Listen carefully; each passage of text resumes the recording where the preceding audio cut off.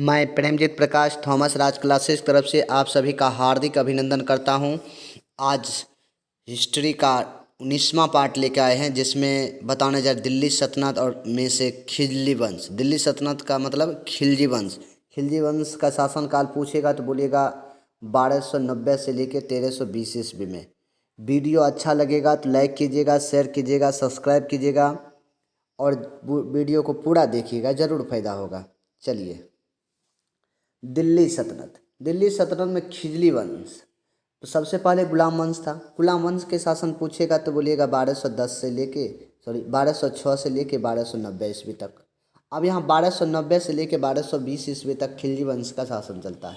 जलाउद्दीन फिरोज खिलजी ने गुलाम वंश के अंतिम शासक को मारकर जलाउद्दीन फिरोज खिलजी ने क्या करता है, गुलाम वंश के अंतिम शासक को मार के खिलजी वंश की स्थापना कर दी। जलाउद्दीन खिलजी जो है, जिसका शासनकाल 1290 से लेकर 1296 तक रहते हैं। खिलजी वंश की स्थापना खिलजी क्रांति के नाम से भी जानते हैं। खिलजी क्रांति के नाम से क्या जानते हैं? खिलजी वंश केकुवाद द्वारा बनाए गए किलो खेरी महल में जलाउद्दीन खिलजी के राजा अभिषेक हुआ था। कहाँ हुआ था? तो बोलिएगा केकुवाद द्वारा बनाए गए किलो खेरी महल में। दक्षिण भारत के प्रथम मुस्लिम आक्रमण जलाउद्दीन खिलजी द्वारा देवगिरी के शासक रामचंद्र पर हुआ था। दक्षिण भारत पर प्रथम जो मुस्लिम आक्रमण हुआ था जलाउद्दीन के द्वारा हुआ था। देवगिरी के शासक रामचंद्र पर हुआ था। आक्रमण का नेतृत्व अलाउद्दीन खिलजी ने किया था। जलाउद्दीन मुस्लिम आक्रमण पहला किया था, लेकिन आक्रमण का नेतृत्व किसने किया था? अलाउद्दीन खिलजी ने। जलाउद्दीन ने भारतीय हिंदू समाज के प्रति उदार दृष्टिकोण अपनाया। क्वेश्चन पूछेगा भारतीय हिंदू समाज के प्रति उदार दृष्टि किसने अपनाया था? तो बोलेगा जलाउद्दीन खिलजी ने। जलाउद्दीन खिलजी की हत्या करके उसके भतीजा एवं दमाद अलाउद्दीन खिलजी ने अपने भाई अलमास बेग की सहायता से 1296 ईस्वी में करामानिकपुर इलाहाबाद में की। जलाउद्दीन खिलजी की हत्या कर देते। कौन कर देते? उसका भतीजा करते हैं और दामाद भी है। और अलमास बेग की सहायता से। इसके भाई अलमास बेग था। और कारामानिकपुर किसका नाम था? तो बोलिएगा इलाहाबाद का। अब आइए, अलाउद्दीन खिलजी का शासनकाल 1296 से लेके 1316 ईस्वी तक चलता है। अलाउद्दीन खिलजी का बचपन का नाम अली गुरसप्पा था। ये बहुत भिविया क्वेश्चन है। इसमें अलाउद्दीन खिलजी के बचपन का नाम क्या था? तो बोलिए अली गुरसप्पा था। इसका साम्राज्य अफगानिस्तान से लेकर उत्तर मध्य भारत में तक फैला था। यह माना जाता है कि अलाउद्दीन खिलजी चित्तौड़ की रानी पद्मामणि की सुंदरता से मोहित होकर मलिक मोहम्मद जैसी की रचना पद्मावत में मिलता है। मलिक मोहम्मद जैसी की रचना कौन है? पद्मावत। अलाउद्दीन खिलजी चित्तौड़ की रानी पद्मिनी की सुंदरता से मोहित हो जाते हैं। इसका उल्लेख कहाँ मिलता है? पद्मावत में। यह एक साम्राज्य शासक था। इसने सिकंदर द्वितीय की उपाधि धारण की। अलाउद्दीन खिलजी द्वारा जजिया कर मुस्लिम से अलाउद्दीन खिलजी ने क्या किया? जजिया कर गैर मुस्लिम से और ज़कात धार्मिक संपत्ति पर का 40वां हिस्सा आवास और चराई कर भी लगाया था। जजिया कर किस पे लगवाया था? गैर मुस्लिम पर। और ज़कात धार्मिक कर था, संपत्ति पर लगाया था। अलाउद्दीन खिलजी के शासनकाल में उत्तर पूर्व मंगोल आक्रमण हुआ। अलाउद्दीन ने बाजार नियंत्रण, ये सबसे भिविया है कि अलाउद्दीन की बाजार नियंत्रण प्रणाली की शुरुआत सबसे पहले किसने की थी? अलाउद्दीन खिलजी ने। दीवान ए रियासत नामक अधिकार नियुक्त किया गया था। 1304 ईस्वी में सीरी में अलाउद्दीन ने अपनी राजधानी को बनाकर किलेबंदी।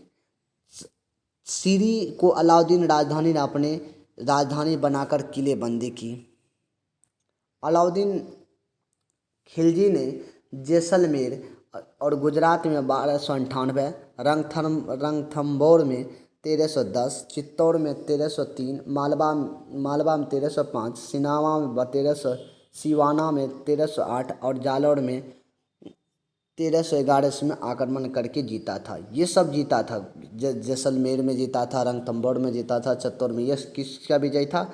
ये सब याद रखिएगा। अलाउद्दीन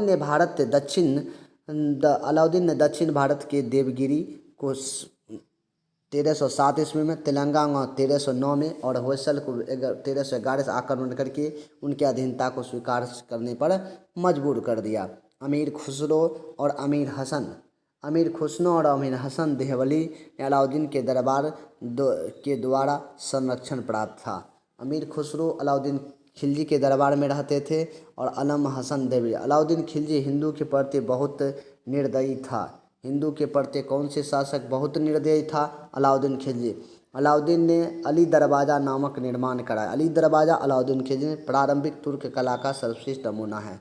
अलाउद्दीन खिलजी ने जलोदर रोग से ग्रसित होकर 2 जनवरी 1316 ईस्वी की मृत्यु हो जाती है।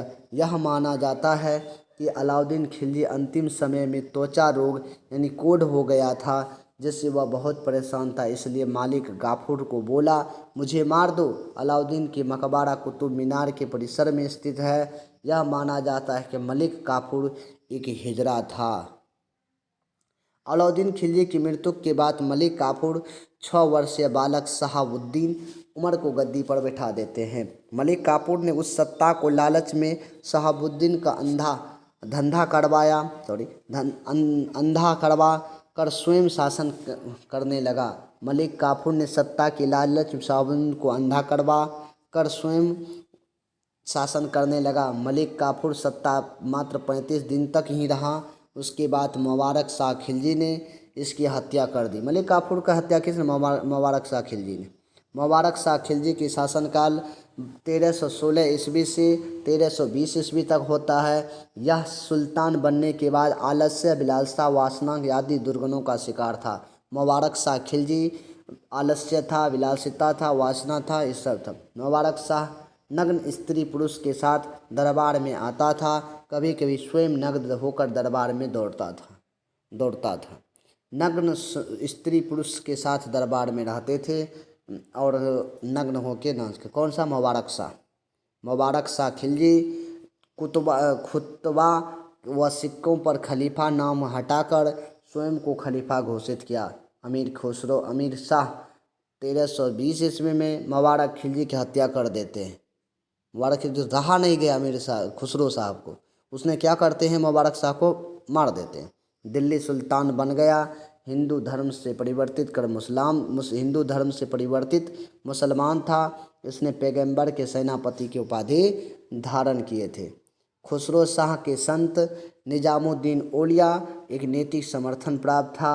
गाजी मलिक तुगलक खुसरो के युद्ध में परास्त कर तुगलक वंश की स्थापना करते हैं। गाजी मलिक तुगलक ने खुसरो शाह की हत्या कर देते हैं और तुगलक वंश के नया वंश की स्थापना करते हैं। वीडियो अच्छा लगा होगा तो लाइक कीजिएगा, शेयर कीजिएगा, सब्सक्राइब कीजिएगा। जय हिंद, जय भारत।